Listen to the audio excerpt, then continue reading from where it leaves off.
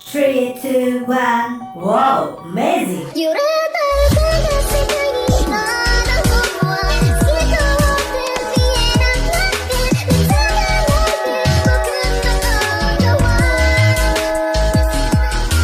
濡れて描いた世界の中であなたを傷つけたくはないよ溺れて僕の心を最後のまま Hello my friend, Monami Watashi no Tomodachi. Balik lagi di cerita manhwa. Video kali ini kita akan lanjutin cerita dari I Become the Tyrant of Defense Game. Ini adalah chapter ketiga. Ash dan Lucas berada di Black Lake, di mana mereka sedang dikepung oleh para prajurit. Ash yang melihat ini jadi panik. Sial! Jangan bilang mereka adalah living armor. Kenapa? Kenapa harus para bajingan ini? Gak peduli monster apa yang akan kuhadapi di stage pertama. Goblin gak apa-apa, mermaid juga gak apa-apa, atau bahkan wyvern pun gak apa-apa. Tapi di antara banyaknya monster level rendah, kenapa? Kenapa harus monster ini? Dasar game sialan. Lucas yang tampaknya tidak kenal takut, dia berkata, jadi mereka adalah monster yang harus kita kalahkan kali ini. Sisam tiba-tiba keluar dan memberikan informasi. Mereka harus mengalahkan 1052 unit Living Armor Assaulter. Mereka berada di level 5. Dan satunya lagi, bos dari Living Armor. Levelnya masih disembunyikan. Melihat ini, Ash makin panik. Tunggu. Apaan ini? 1000? Ash dengan polos bertanya. Yang mulia, apa Anda baik-baik saja? Wajah Anda memucat. Apa Anda sedang kurang enak badan? 741. Itu adalah jumlah riset yang kulakukan di dalam game ini. Alasanku meriset berbeda setiap kali aku bermain. Tapi begitu aku melihat bahwa monster stage pertama adalah The Living Armor, aku langsung mereset gamenya tanpa ragu sedikit pun. The Living Armor adalah monster yang terbuat dari baju zirah. Inti mereka adalah hantu yang berada di dalam baju zirah itu. Oleh karena itu, serangan fisik kurang mempan melawan mereka. Memang akan lebih mudah di mid game setelah mendapatkan banyak tipe perlengkapan. Namun, untuk sekarang, semua yang kita miliki sangatlah lemah. Kenapa malah monster ini yang muncul? Benar-benar sial banget. Aku bahkan bisa merasakan niat jahat dari sini. Sepertinya ada seseorang yang sengaja ingin membuatku sengsara dalam game ini. Sekarang tinggal sisa 3 hari lagi sebelum stage dimulai. Ash berkata kepada Lucas. Lucas, ayo kita kembali. Baik yang mulia. Di dalam hatinya Ash, aku harus mencoba semua yang ku bisa. Sesampainya di istana, dia langsung memanggil Eider. Eider, di mana kau? Eider langsung datang dan menjawab, Anda telah kembali tuanku. Bagaimana kondisi pasukan kita yang ada di kota? Saat ini ada 526 prajurit yang bisa dikirim ke garis depan. Apa? Aku telah melakukan semuanya, tetapi kita hanya punya 500. Tuan, sebagian besar pasukan telah tewas saat tutorial. Karakter Ash ini, dia benar-benar bajingan goblok.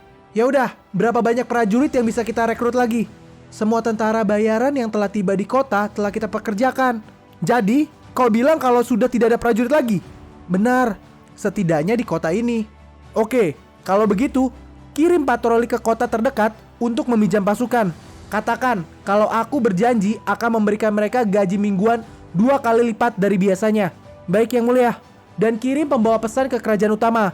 Beritahu mereka bahwa para monster mulai bergerak dan minta mereka untuk mengirim bala bantuan sebesar mungkin. Apa Anda yakin hal itu, tuanku?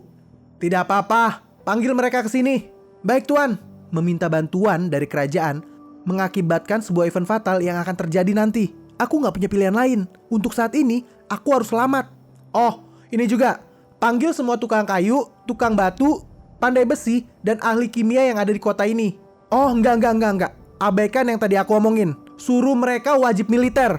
Tapi jika Anda melakukan itu, produksi magic kristalnya akan terhenti. Kota ini sudah diambang kehancuran. Menurutmu aku masih peduli sama kristal sialan itu? Hentikan produksinya, seret mereka ke sini. Baik yang mulia, aku akan segera memaksa mereka ke sini.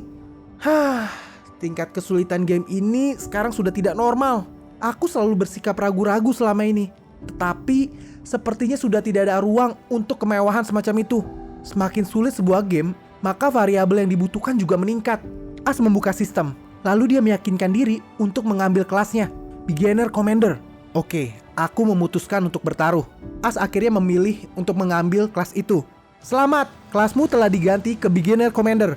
Efek khusus macam apa ini? Tiba-tiba dia merasakan sesuatu yang sakit. Apa ini? Sensasi yang baru saja kurasakan. Sistem langsung memberitahukan lagi. Anda mendapatkan debuff minus 50% terhadap pertumbuhan status yang telah diaplikasikan. Hah? Apa yang telah aku lakukan? Debuff minus 50%? Sialan, yang bener aja. Apa-apaan ini? Kelas macam apa yang memberikan debuff seperti ini? Kau berani menaruh perangkap seperti ini? Dasar direktur goblok, akan kuhancurkan nanti. Setelahnya, sistem memberikan informasi lagi bahwa As mendapatkan trait baru, yaitu ada attack totem, defense totem, super buffer, dan main order. Jadi, As dapat menggunakan sistem party sinergi mulai dari sekarang. Apalagi yang muncul ini? Apa? Aku bisa memberikan buff tambahan ke semua sekutuku. Selama aku berdiri di medan perang, aku bisa memberikan bonus attack dan defense semua sekutu. Kalau begini, aku bisa memahami maksud dari debuff tadi. Jujur saja, ini cukup luar biasa. Party sinergi, kelas spesial dari Commander. Ini bergantung pada komposisi kelas anggota party. Party akan memperoleh sebuah bonus status. Tidak ada kelas yang lebih baik dari ini, karena aku sering memimpin unit lain di dalam game. Esok harinya, As berkata, bisa kau jelaskan kenapa situasinya jadi seperti ini? Eder berkata, mereka tidak menuruti perintah wajib militer Anda, Tuan. Jadi para pemimpin serikat pekerja ditangkap secepat mungkin. Ini sama aja dengan penculikan. Presiden Serikat Pandai Besi berkata, apa maksud dari semua ini? Aku sedang memimpin produksi Magic Crystal. Apa kau mau mengganti rugi semuanya? Kata Presiden Serikat Tukang Kayu. Bukankah ini terlalu berlebihan? Bahkan untuk seorang anggota kerajaan, ucap Presiden Serikat Ahli Kimia. Aduh, gimana ini? Semuanya marah. Orang itu aja sampai mukanya merah. Sebaiknya apa aku minta maaf dulu? Kayaknya enggak deh. As langsung berkata, apa kalian ingin mati? Berani-beraninya kalian meninggikan suara kalian di hadapanku. Apa kalian tidak tahu siapa aku? Kalau aku, pangeran kerajaan dan lord kota ini memanggil kalian, maka kalian seharusnya datang ke sini dengan kaki kalian sendiri, tanpa mencari-cari alasan. Tapi kalian malah menyakiti perasaanku seperti ini. Apa kalian benar-benar ingin mati? Mendengar kemarahan dari As, semua orang menjadi takut. Kami sangat menyesal. Ini adalah pertama kalinya kami melayani Lord dari keluarga kerajaan. Jadi, di dalam hatinya As, menjadi As yang psikopat di situasi seperti ini sangatlah menguntungkan. Setelahnya, negosiasi pun berjalan dengan lancar. Mereka semua kaget. Maaf, apa Anda serius, Tuan? Tentu saja aku serius. Aku akan menyiapkan 20% Magic Crystal yang dikumpulkan oleh militer dengan harga awal. Jika kalian mendapatkan akses langsung produk ini, maka aku yakin ini akan menguntungkan bagi kalian.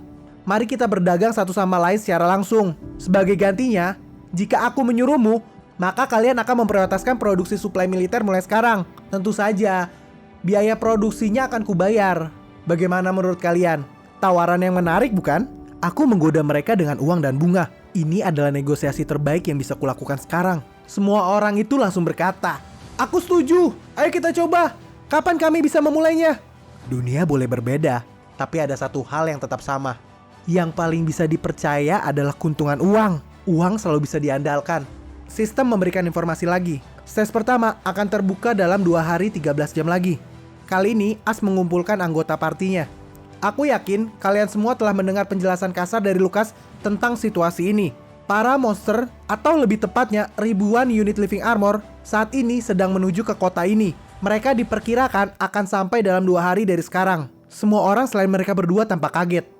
Dari ekspresi mereka, aku bisa tahu kalau semua orang baru sadar bahwa kita sedang menghadapi kesialan. Lukas berkata, apa yang ingin Anda perintahkan pada kami yang mulia? As menjawab, mulai sekarang aku akan memberikan instruksi untuk masing-masing dari kalian. Lukas menjawab, akan saya lakukan yang terbaik yang mulia. Lukas menjadi panglima untuk seluruh pasukan. As berkata lagi, para prajurit akan melemah. Kau harus mendisiplinkan mereka. Siap, laksanakan Tuan. Lily berkata, Yang mulia, seperti yang bisa Anda lihat dariku. Maaf Lily, tapi aku sangat membutuhkan bantuanmu. Kau takkan dikirim ke medan perang, jadi jangan terlalu khawatir. Terus, lalu apa yang harus aku lakukan? As menjelaskan kepada Lily apa yang harus dikerjakan oleh Lily. Lily akan menjadi pengawas perbaikan dari artefak pertahanan. Dalam hatinya As, maaf Lily, karena sudah membebanimu. Tapi nggak ada kata pensiun untukmu. Sebagai seorang pegawai negeri di kota ini, kau akan menderita untuk seumur hidupmu. Si nenek Jupiter berkata, bolehkah aku bertanya satu hal saja yang mulia? Gaji tahunan yang Anda katakan itu, kalau prajurit bayaran tua ini dapat menunjukkan performa yang hebat, bisakah itu ditingkatkan?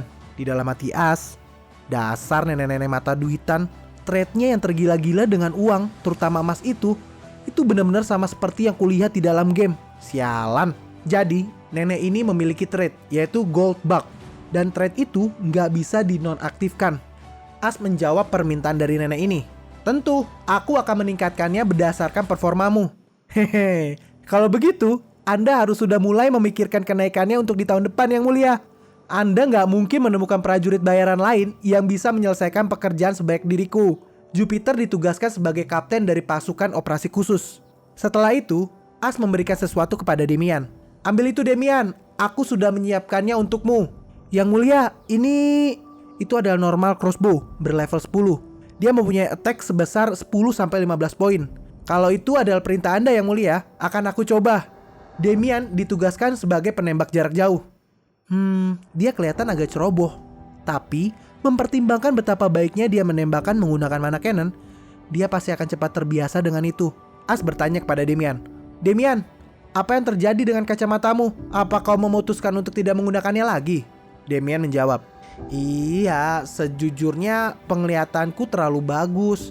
Jadi aku memakai kacamata untuk membatasi penglihatanku. Tapi karena sekarang aku membutuhkan penglihatanku, aku memutuskan untuk tidak pakai kacamata lagi. Eider tiba-tiba nyerocos. Itu bagus sekali. Aku tadinya khawatir karena karakteristik dari kacamatamu itu yang tumpang tindih. As dengan kesal berkata, bisakah kau tutup mulutmu itu? Akhirnya rapat operasi pun selesai. Sekarang ada di tembok selatan dari Crossroad. Selamat datang yang mulia. Iya. Gimana dengan tembok hasilnya? Tidak sebaik itu yang mulia. Itu sudah diabaikan untuk waktu yang cukup lama. As langsung menghampiri Eider. Kalau nama kota ini adalah Fortress City, yaitu kota benteng, bukankah seharusnya perbaikan tembok kastil itu menjadi hal yang paling dasar dari yang mendasar? Bagaimana bisa kau membuat tempat ini sampai jadi seperti ini?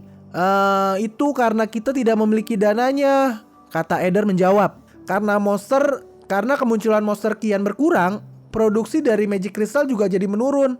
Jadinya mantan Lord Kastil sebelumnya menurunkan anggarannya. Aduh, bukankah seharusnya benteng ini dibangun untuk memblokade monster? Fungsi benteng jadi berkurang karena pendapatannya yang menurun. Ini bertentangan sekali. As berkata lagi, kalian bisa menggunakan anggaran atau material apapun yang kalian punya. Perkuat dan perbaiki itu hingga mencapai titik di mana kalian merasa itu sedikit berlebihan.